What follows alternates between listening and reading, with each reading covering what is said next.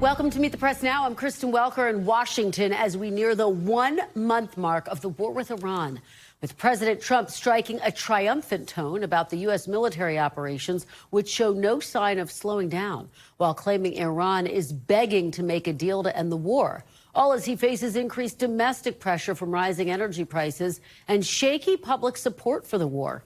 Today, President Trump held his first cabinet meeting since the start of the conflict, repeating his claims that Iran is being obliterated and U.S. military operations are ahead of schedule. The president also highlighting the ongoing indirect talks between the U.S. and Iran. Here's some of what he said today. They are begging to make a deal, not me. They're begging to make a deal. And anybody that saw what was happening over there would understand why they want to make a deal. I say they're lousy fighters, but they're great negotiators.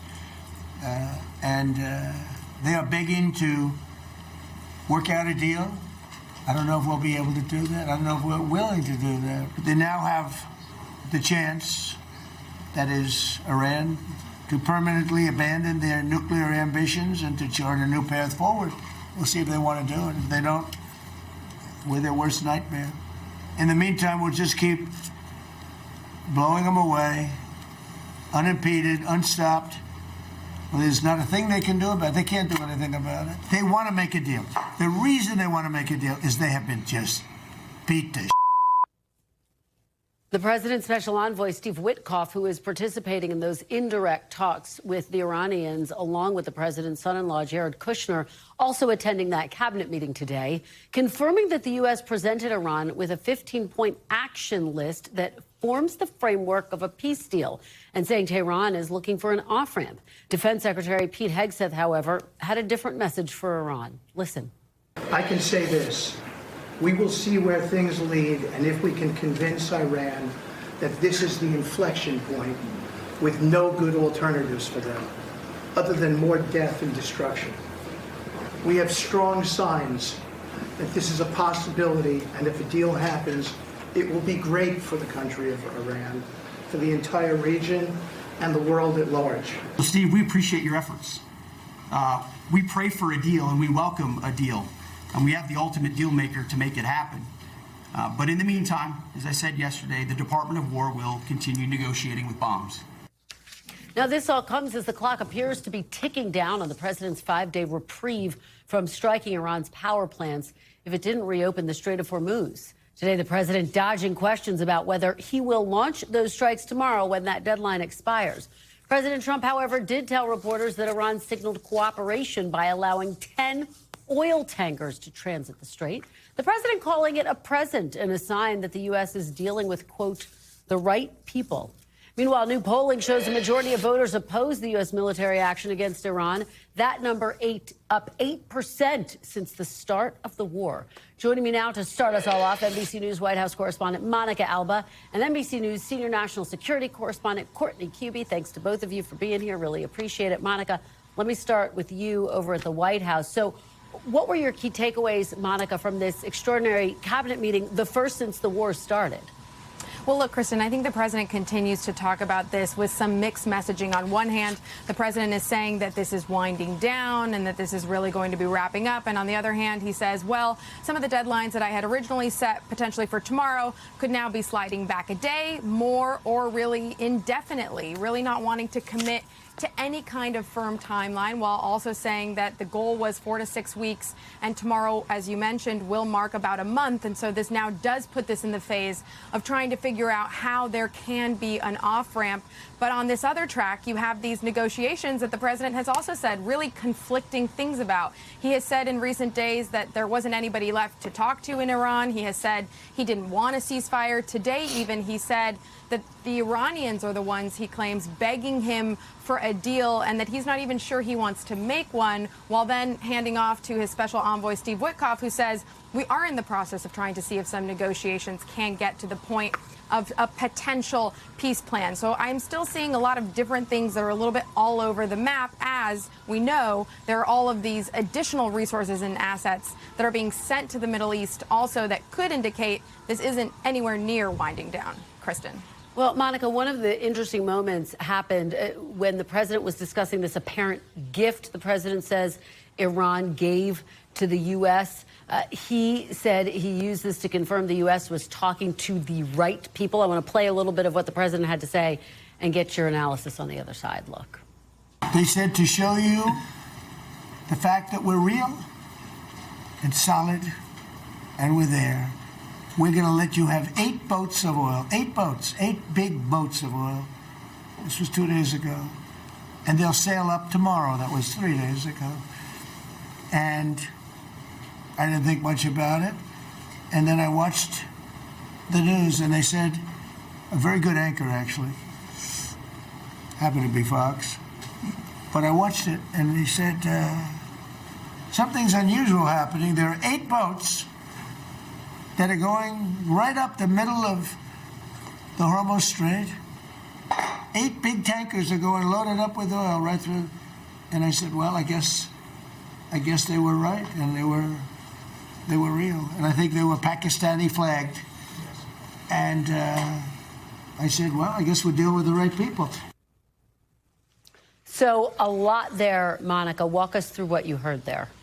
Yeah, so specifically, Iran had already said that there would be passage allowed for what would be known as non-enemy vessels, which potentially Pakistani-flagged tankers could fall under. So it is unclear exactly which vessels the president is referring to. We have tried to confirm that at NBC News, and we cannot find evidence of 10 of those so-called tankers passing through in the last couple of days. But let's say that they did indeed in the last few days. It is really just a small fraction of what was passing through on a normal day. Look at that chart right there, Kristen, where you had dozens and dozens, more than 100, 150 on any given day. So it really just points to the continued issue that this would just be a drop in the bucket, even if it is accurate, as the president says, though he is clearly taking that as a sign of good faith. And he did ask his Treasury Secretary and others in the cabinet meeting to talk about that. And they all also indicated that they believe more ships, tankers, and vessels can get through the strait in the coming days. But right now, it is still just a very, very small number compared to where it was before the war started. All right, Monica Alba starting us off at the White House. Monica, thank you so much. Court, I want to turn to you. There's been a lot of discussion about the munitions stockpile. President Trump was asked about that today. I want to play a little bit about that and get your reaction on the other side. Take a look. There's been a report that potentially the U.S. is looking at diverting some munitions, air defenses that were meant for Ukraine to the Middle East. Is there any accuracy to that? Is that something you're considering? Well, I'd have to ask me, but we do that all the time. You know, we have tremendous amounts of ammunition. We have them in other countries, like in Germany and all over Europe. We have, you know, we're packed. And we take, sometimes we take from one and we use for another. What are you hearing about that, Court? Yeah, I mean, he's right that their weapons and are diverted from one place to another. But Ukraine is sort of a different situation here, because in this case, it's U.S. allies that are buying these weapons, many of them defensive, but also offensive weapons, and then providing them to Ukraine. So in some cases, the allies have already bought these weapons, and now there is a consideration to direct them or divert them away to the Middle East. Keep in mind, the U.S. has hit more than 10,000 targets in this just under 1 month of this war. And that's the offensive targets they've taken. That's nothing to say of the hundreds of Iranian ballistic missiles and drones that they have defended against. So it wouldn't be surprised if we see this happen. What I'm really curious about is how much of a delay will that mean for these same systems to get to Ukraine? We don't know the answer to that. And obviously, Ukrainian officials watching all of this really closely as they continue to fight their own war. Courtney, you have new reporting about tensions that flared yesterday on Capitol Hill when top intelligence defense officials were briefing lawmakers about the state of the war. They didn't feel like they were getting answers, quite frankly. Yeah, and what was really remarkable is we spoke with a number of different people who were in these briefings, this briefing that is on Iran for the Armed Services Committee on the Hill, and it was bipartisan in frustration. People saying that one thing that seemed to really be a point of contention was the idea of U.S. boots on the ground. The officials who we spoke with said they weren't getting an idea of exactly whether the president has decided to do that or not, where they would be sent, how many, how long, what the ultimate goal here was. I mean, they got zero information, and there seemed to be a tremendous amount of frustration about that. Some even voiced that afterwards to cameras. Yeah. You know, and also the question of the strategy and why did the U.S. get in the first place? place. I was surprised by the language people were using when they came out of that briefing yesterday. And it raises the question, I think, about whether we are going to see more public pressure from Congress in the coming days and weeks if this does stretch out. The Pentagon also confirmed that Israel apparently took out Iran's top Navy commander. What do you know about that, and what are the implications on the battlefield? Yeah, I mean, this has been Israel's main goal, it seems, throughout this war. They are sort of going after the Iranian personnel while the U.S. is going after the military targets and assets. The one thing about this is, while the Secretary Hegseth today and others have been lauding this, there is the possibility as they take out more and more of these military commanders, it could also have a potentially dangerous impact. And that is when you don't have someone telling these more junior people what to do, you always have the potential for what the military calls the strategic corporal. So what that is someone who's much more junior who decides, I've got this little fast boat, it's got a bunch of explosives, I'm going to drive it up to a ship and I'm going to blow it up. Or something like that they may not have, especially as there's more and more chaos within the Iranian military, and specifically the Iranian Revolutionary Guard Corps. There's always the possibility that you have more junior people who are taking matters into their own hands, who can have a huge impact on this war with a seemingly small decision that they make. When you have less and less command and control, that's more likely that can happen. All right, Courtney Kube, thank you so much for being here. Really appreciate it. And joining me now is Iranian political activist Masih Alinejad. Masih, thank you so much for being here. We really appreciate it. It's great to see you, my friend. Thank you so much for having me back, Christian. Of course. Well, we really appreciate your being back. The first time we are hearing from you, Masih, on this program since the war began. So we really appreciate your taking the time to be here. I want to start with the state of play. President Trump on Monday saying that he was going to pause attacks on Iran's power plants for 5 days as negotiations are taking place. So we are coming up to the end of that deadline. What do you make of that? And you've been warning about the implications, the impact of striking Iran's civilian infrastructure, saying it would be devastating. Since this is first time being in your show, my sister, I have to allow me to share that how happy I was when I saw President Trump removed Ali Khamenei, the man who ordered massacre of more than 32,000 unarmed people of my country. The man who ordered my killing 3 times. Removing terrorists is not tragedy, it's a sign of justice. But at the same time, I'm not that kind of, person who worship politicians. When President Trump does something right, I admire him. When he does something wrong, I dare to challenge him. So that's why, yes, I criticize him about not targeting civilians and power plants, because this infrastructure is not allowed. Actually, targeting that is not going to help the people of Iran, unarmed people of Iran. And it actually will give a gift to the Islamic Republic, because they are always looking for the foreign government to blame. And that's why I am worried. To be honest, the moment when I heard that, I was getting almost heart attack. But at the same time, I want to call President Trump that this is the situation in Iran. People are waiting for real help. And real help is to stand with the people of Iran and target their killers, not their infrastructure or, unarmed people. Well, Masih, to that point, I want to get your response to where things stand right now on the battlefield. President Trump says the Iranian regime has been, quote, defeated. Do you think the people of Iran see it that way? And do they feel empowered to stand up, to rise up in this moment? This is a war. War is not, beautiful. War is ugly. War is not clean. My people inside Iran are living in a total blackout, my sister. Just think about it. In the middle of a war, they shut down the internet. 1 war crime. 2nd war crimes. In the middle of the war, the Islamic Republic, instead of giving them cell phones, shelter, warning, no, they actually manage to execute people. Let me just actually tell you how.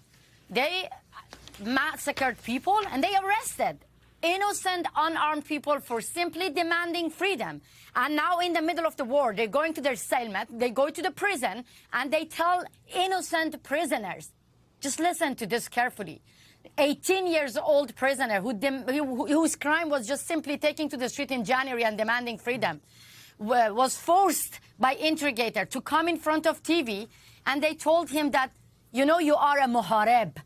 He was a child. He didn't know what muharib means. And he asked, what is muharib means? Tell me. And the interrogator said one word, execution. That breaks my heart. Shervin is only 18 years old. So last week, they managed to hang a 19-year-old wrestler, Saleh Mohammadi, and 5 other innocent protesters. And now, hundreds of them are in the death row in an absolute digital blackout. So this is the situation. My people are happy when they see their killers, their executors, the barbaric official IRGC commanders are being removed. But at the same time, they are concerned. They are worried because they don't want to be left alone by a wounded regime.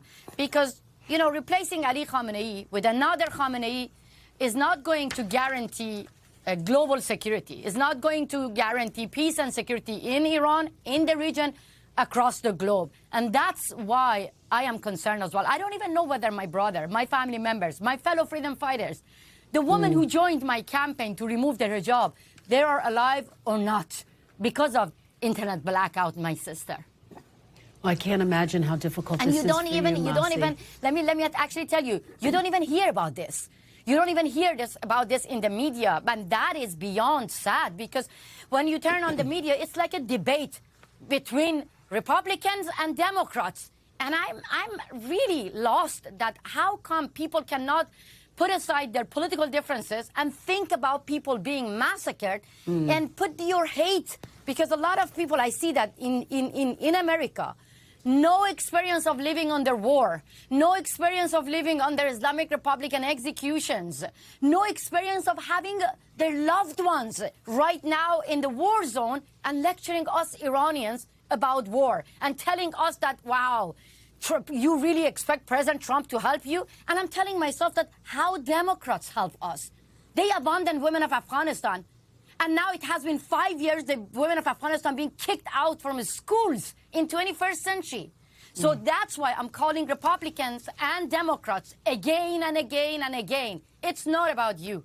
It's about freedom. It's about democracy. It's about dignity. And it's about the safety and security of Americans. For the first time, get united when it comes to end terrorism. And believe me, and Iran, without the Islamic Republic, will benefit America as well. I hear people in America say that the Islamic Republic was not an imminent threat to Americans. Really? Really? Ali Khamenei was the one who wanted to kill President Trump. President Trump killed him before getting killed by Ayatollahs. He was the one who targeted American base in the region, everywhere. Ali Khamenei was the one who actually ordered my killing. I'm an American citizen, and I love America. And I know that when they say death to America, they really mean it. Join us, Iranians, for democracy. Well, Masih, your call for Democrats and Republicans and everyone to come together to work on this is a powerful one, and I hope it resonates. While we've been having this conversation, Masih, there's breaking news. The president posted something. I'm going to read it to you. I want to get your reaction on the other side. He says, as per Iranian government request, please let this statement serve to represent that I am pausing the period of energy plant destruction by 10 days to Monday, April 6th, 2026 at 8 p.m. Eastern. Talks are ongoing. Thank you for your attention to this matter. He, of course, says some things about the media as well. But my question for you is, one, your reaction. Two, do you think that negotiations are possible in this climate? Can negotiations bring an end to this war? You know, I have mixed feeling because President Trump is the one that I never judge him by his tweet and his words. I am very clear because I judged him with his actions. And he is the one who actually killed Qasem Soleimani, who was the killer of millions of people in the region, thousands of people in the region. He was the one actually instead of handing out billions of dollars to Iranians, he said that he will stand with the protesters. He said that he will help the people of Iran, and he did by removing the, Ali Larijani, Shamkhani, Ali Khamenei, and the killers who ordered massacres. So that's why I wait for his action. But if you ask my opinion, no. There is no one in the Islamic Republic who understands language of diplomacy.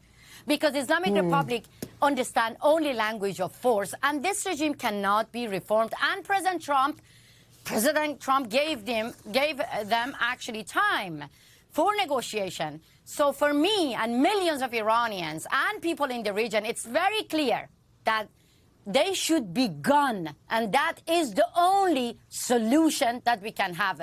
A peaceful Middle East and global security. So I wanted to ask President Trump, for the last time, President Trump, you promised people of Iran that you were going to help them.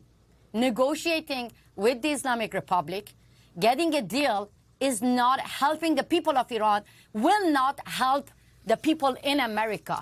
History is watching you. So far, you made a good decision, and do not let them take revenge of Iranian people. They know how to buy time to rebuild their Revolutionary Guards and their machinery weapons to take revenge of Iranians, people in the Middle East, and American citizens. So that's why, please listen to the voice of Iranians and finish the job. Help us to end the Islamic Republic. Thank you for paying attention to this matter, President Trump. Masih Alinejad, we always appreciate your perspective. Thank you for coming on, and please come back soon. Thank you so much for having me, my sister. Appreciate it. Thank you for being here. We are so grateful. We're so honored. Good to see you. We thank you for watching, and remember, stay updated on breaking news and top stories on the NBC News app or watch live on our YouTube channel.